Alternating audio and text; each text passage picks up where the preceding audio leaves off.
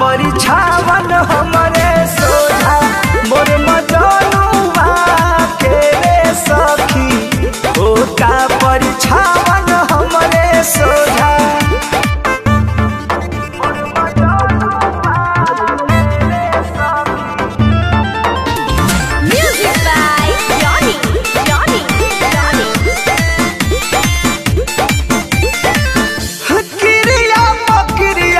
सखी खैले रहे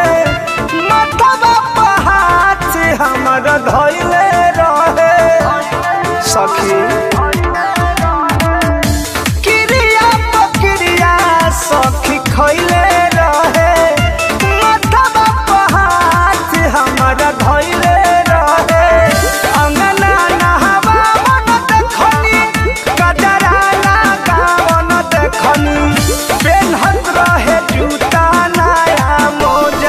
हमर सोनावा के रे सखी होता परिछावन हमरे सोझा हमर सोनावा के रे सखी होता परिछावन हमरे सोझा।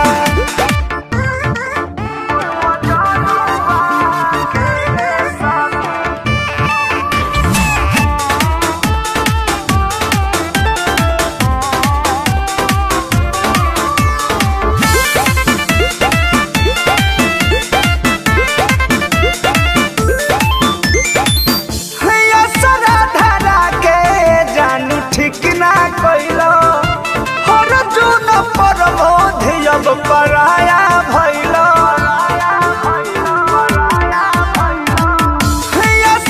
धरा के जानू ठीक ना कैलो पंकज प्रमोद अब पराया भैलो महुरी पेन्हा मन देखनी हंस के बतिया मन देखनी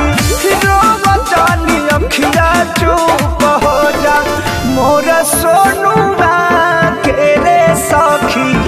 होता परिछावन हमरे सोझा मोर सवाला का